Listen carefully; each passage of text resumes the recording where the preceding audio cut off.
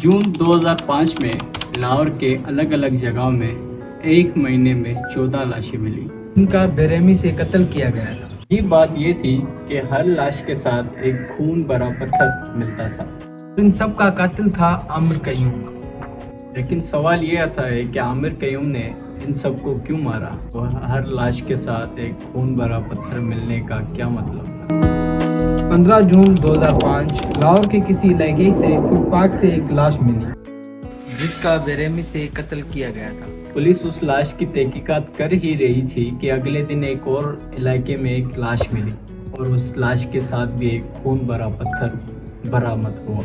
Police हैरान थी कि कौन कर रहा है ये सब और मुजरिम का कोई पता ही नहीं चला। इससे लगातार 14 दिन में 8 लाशें मिली और इससे आवाम में खौफ व हरासमेंट भी पैदा हो चुकी थी।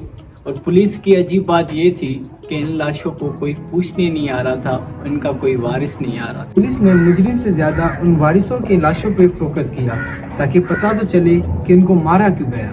बहुत ढूंढने के बाद पुलिस को सिर्फ 2 लाशों के वारिस मिले। फिर पता चलता है कि जिनको आमिर कयूम ने मारा वो लावारिस, नशाई और मांगने वाले थे, फुटपाथ पे सोने वाले। अब केस और पेचीदा होता गया कि आखिरकार इन फुटपाथ पे सोने वालों से क्यों कोई दुश्मनी करेगा, क्यों कोई इनको बेरहमी से मारेगा। 20 दिन गुजर गए लेकिन कातिल रुकने का कोई नाम ही नहीं ले रहा था और इन बीच कातिल ने 4 और कत्ल कर दिए थे। अब इसने टोटल 12 कत्ल कर दिए। मांगने वाले और नशाई ने फुटपाथ पे सोना छोड़ दिया था। अब ये बात मीडिया तक जा पहुंची। हर जगह हर न्यूज़ पर आमिर कयूम की बात चल रही थी। हर कोई डरा हुआ था कि पता नहीं अगला नंबर किसका होगा और आमिर कयूम किसको मारेगा।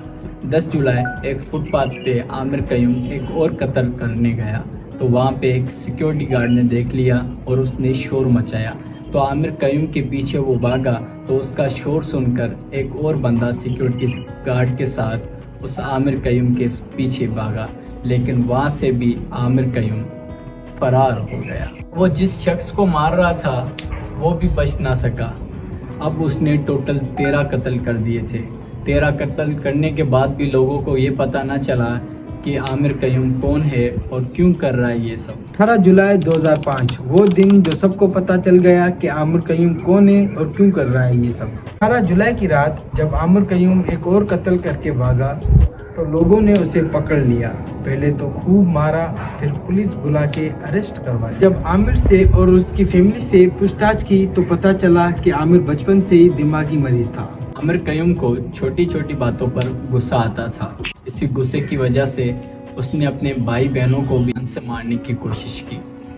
इसी गुस्से की वजह से उसके घर वालों ने उसको घर से निकाल दिया था। फिर आमिर कयूम अपने चाचा के पास चले गए थे और वो चाचा आमिर कयूम से बहुत ज़्यादा प्यार करता था और आमिर कयूम भी उस चाचा के साथ बहुत ज़्यादा अटैच। उसके चाचा को किसी नामालूम शख्स ने गोली मारकर कत्ल कर दिया और उसके चाचा की मौत का आमिर कयूम को बहुत बड़ा सदमा पड़ा और उसने ठान ली कि मेरे चाचा के कातिल को मुझे मारना है।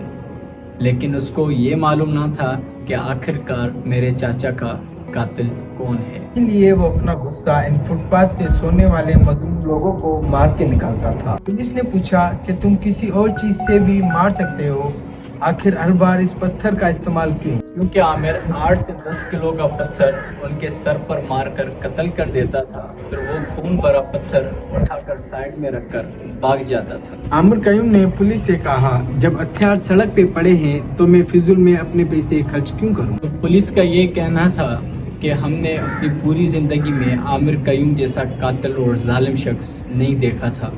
और फिर मैं 2006 को आमिर कयूम को फांसी की सज़ा दी गई। आमिर को the brick killer of Lahore भी कहते हैं। ये थी आज की मेरी वीडियो। अब हम मिलते हैं किसी नई स्टोरी के साथ। तब तक के लिए अपना ख्याल रखें।